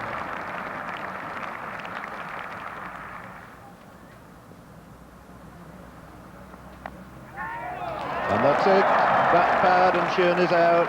Hampshire in that silly point position, moving forward quickly and well and scooping up a low catch. So Underwood, perfectly good length ball, but so easy to see the inside edge. Onto the pad and Hampshire picking up that low catch.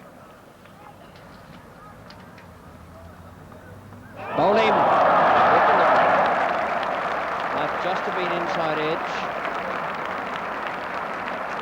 Just clipped the off stump on its way through, and Rodney Marsh is out for naught. Underwood to Edwards.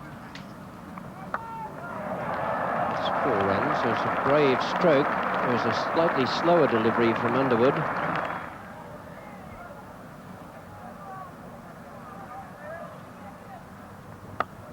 Oh, that's a nice shot.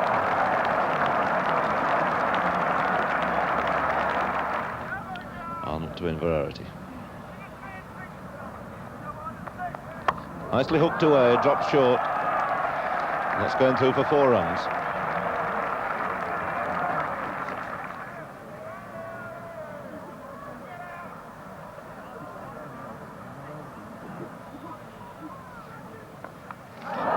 And he's bowled him.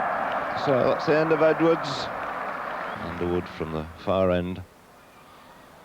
Edwards pushing forward. So Alan not obscuring our view, but I would rather think that did straighten a little bit. Flick the off stump.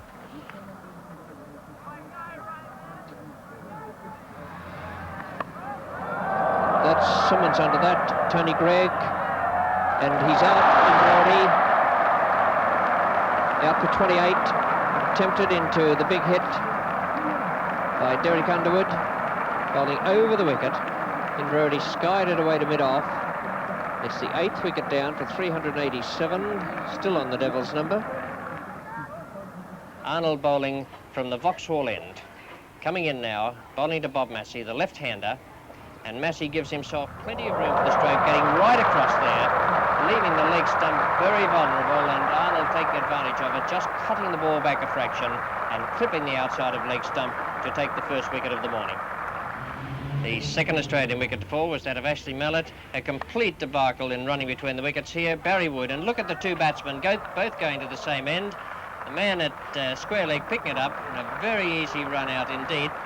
Dennis Lillee and Ashley Mallett, a bit like Flatbush Follies there in that run out.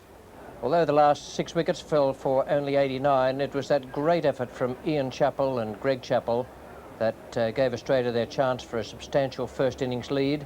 Ross Edwards 79 and Inverarity 28, but the rest collapsed in the face of some excellent bowling and captaincy. But the Australians still have their first innings lead. Arnold 3 for 87, and the bowling figures for England. Snow just 1 wicket, and Derek Underwood, a long bowl there, 38 overs, 16 maidens, 4 for 90, and Ray Illingworth taking the 5th wicket to fall to the spinners at a cost of 53.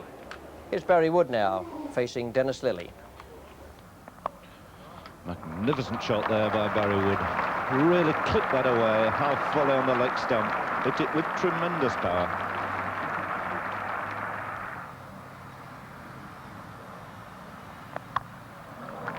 Handsome shot off the back foot.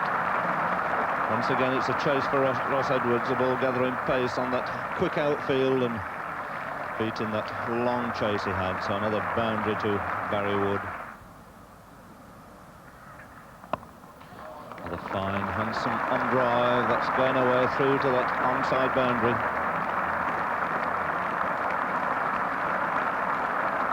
So the 50 coming up for the England opening pair.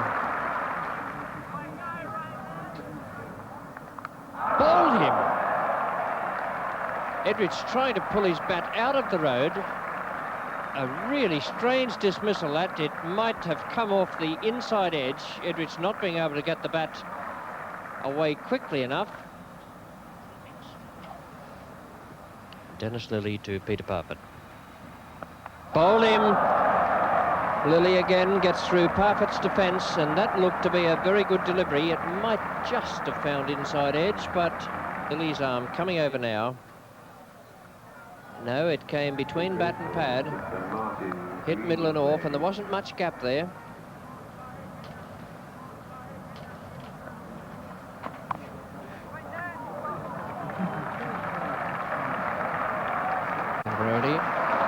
And it's Wood's half-century, 50 up for the Lancashire opener. And very well he's played too.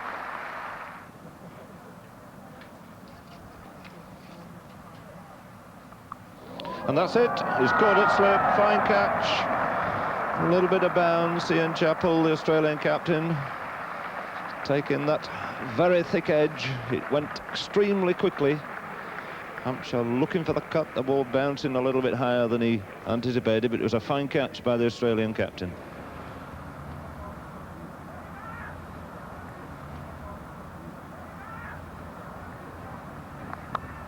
That's a fine shot for 4 runs.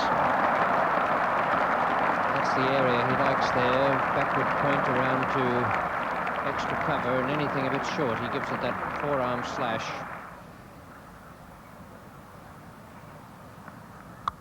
Four. That's that shot of D'Oliveira's, where he's so strong there. He's a fine cutter, D'Oliveira. A lovely shot. Beautifully timed there. Lovely position of the feet.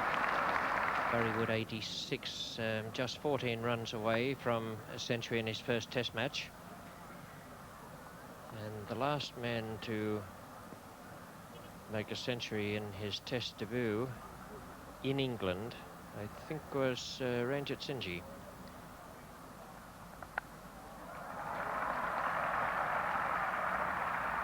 That's 4 runs. Ashley Mallett misfielding on the boundary.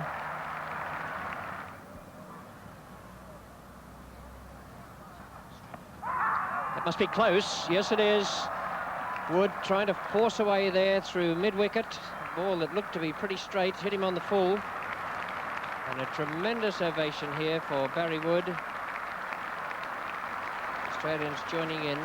This I rate as one of the best innings of this whole series. See here how he was dismissed. LBW to Massey, a ball of very full length. Striking him, I suppose, round about the instep.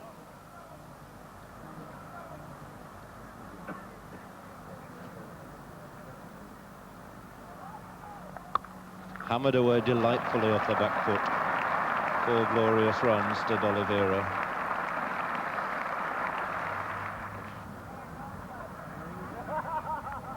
And that's it. Basil D'Oliveira's out. Good sharp catch by Ian Chappell. Another wicket for Bob Massey. His luck's turning now.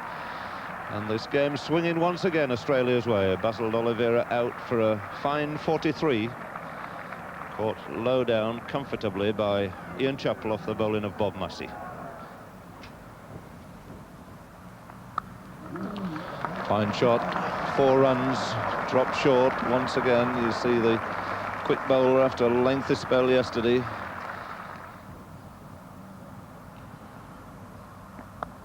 Oh, nicely turned off his legs.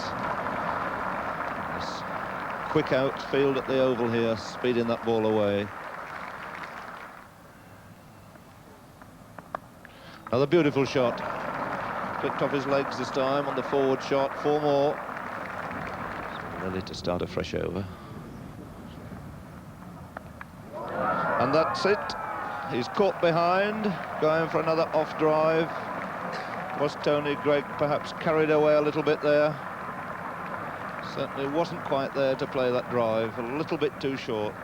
Slight away movement. And Rodney Marsh, although fumbling that, managing to grab hold of it at the second attempt.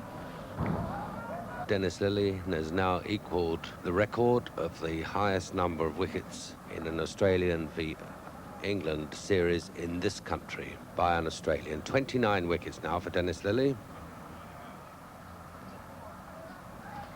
So Alan Knott, the hero of the England first innings, facing Lillee. Oh, and a chance there. Difficult diving chance to the right. Keith Stackpole getting a hand to it would have been a superlative, a brilliant catch if he'd have stuck hold of it.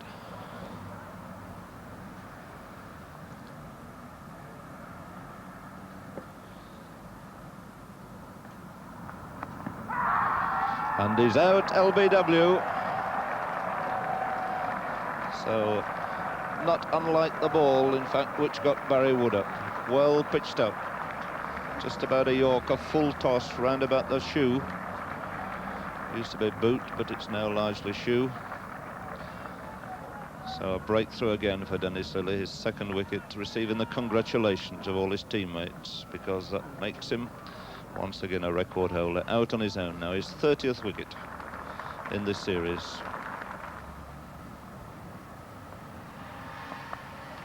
Beautiful shot, 4 runs, flicked away off his legs, similar shot to the one that Tony Greig found the boundary with earlier in the day.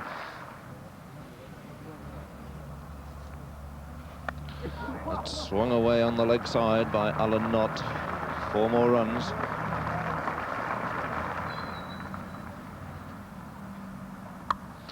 A delightful shot, leant back, hammered that through the covers. It's a successive boundary then to Alan Knott, bringing up the 300 here. Sparkling display of batting by the England players this morning. It's out, caught it slip. Caught Stackpole, bowled Mallet. Snow just pushing forward to Mallet's top spinner. And the 8th England wicket down.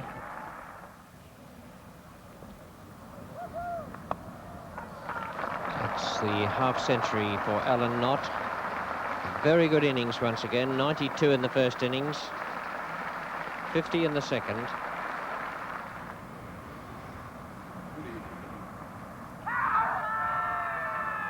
Yes, and he's given him LBW. That's the sweep shot that Jeff Arnold likes to play. Took him a little while, but it was pitched very well up indeed. In fact, a little too far up to sweep. Dennis Lillee looking again for his 5th wicket in this innings. And he's got it.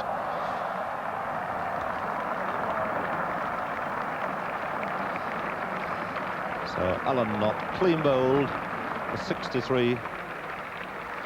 The Australians, in addition to the Surrey members here, applauding Alan Knott in once more. Some marvellous wicket-keeping in this match from Marsh and from Alan Knott, and now some tremendous batting from the Kent and England wicket-keeper. Now that is a really good-looking scorecard. You have to go way down the bottom to Jeff Arnold, out for 4, and the not-out batsman Derek Underwood to find anyone under double figures. 356 with Barry Wood top scoring with 90.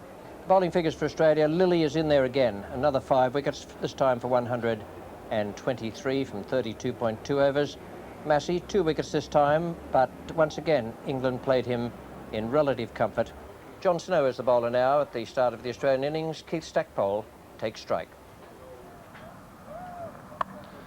Typical Stackpole start there. That one dropped short, loosener by Snow, and hammered away square by the opening bat. That's out. Unless he got an inside edge to it. He's standing there very nonplussed. Graham Watson, umpire Rhodes makes the decision.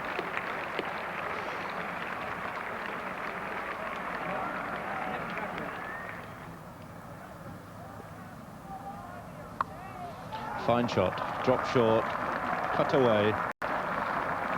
Great shot by Keith Stackpole, taking him to another 50 in this Test series. He's really played superbly ever since Old Trafford. He started off with 50 up there. He's finishing with another 50 up here.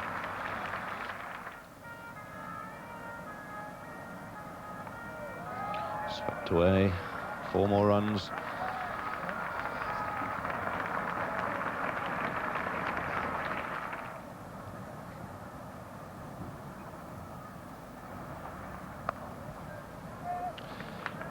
Was fallen down after delivering that ball. Seems to be in quite a good deal of pain. Twisted over. Gone over on the ankle. That would indeed be a blow. That could be the end of England hopes if he's badly hurt himself, and it looks as though he could have done there. Let's see that again. People following the ball, as ever, not taking too much notice what happens to the bowler.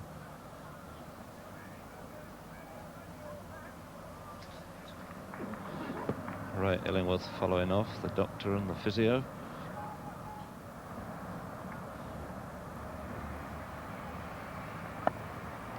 That's a nice shot by Chappell. It's 4 runs. Didn't quite time it, but it's going to beat Tony Greig into the fence down the bottom.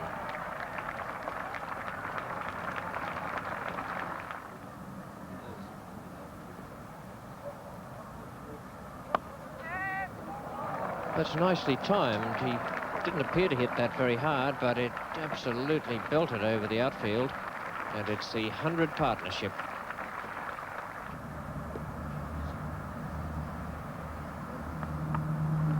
It's a lovely stroke. John Snow, no chance of cutting that off.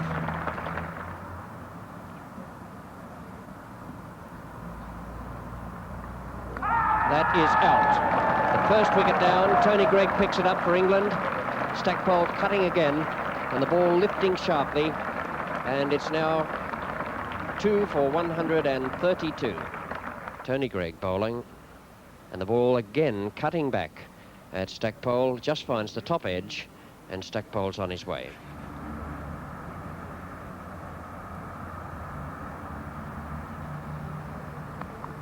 That's out. Bob Willis, back of the bat, trying to sweep, and possibly off the edge of the bat into Chappell's face, I think. A slower ball from Underwood. Chappell commits himself to the sweep shot. Edge of the bat to face and up in the air to Bob Willis. And Chappell starts to fall, sees the catch, and then moves away off the ground.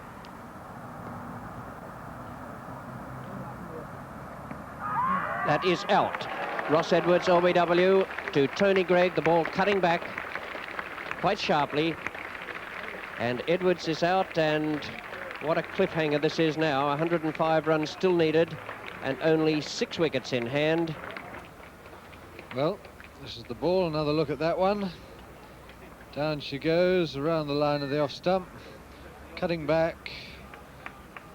And Edwards hasn't got very far forward. Front pad just about on the front crease.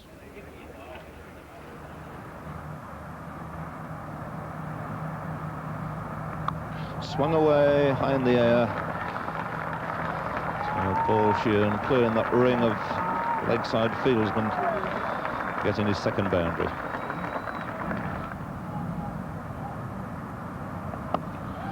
Fine shot. slower ball, Sheehan using his feet, timing it perfectly. Clipped away for 4 wide of mid-on.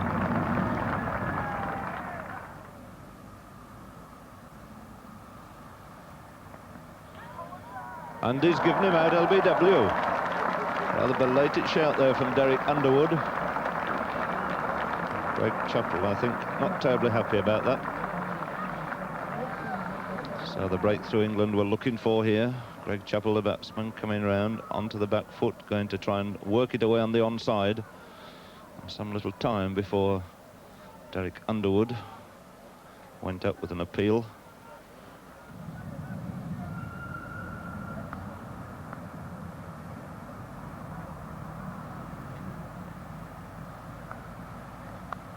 Good ball by Greg. Thick edge going through the slips. John Snow chasing it down at third man. Well, for the second time, it's just beaten him by a couple of yards. So Marsh edging that away, getting a boundary.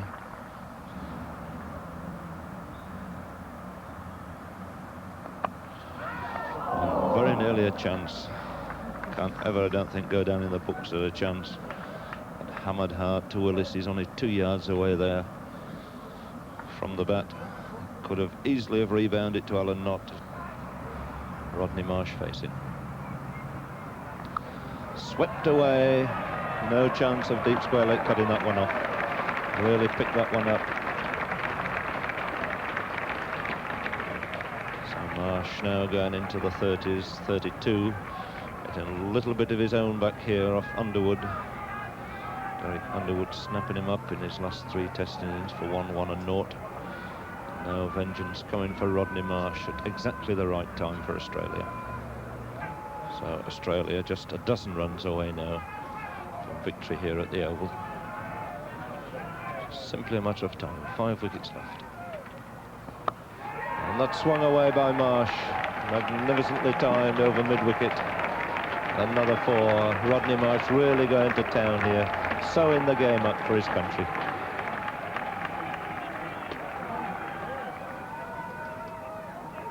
Swung away again by Rodney Marsh, clearing square leg.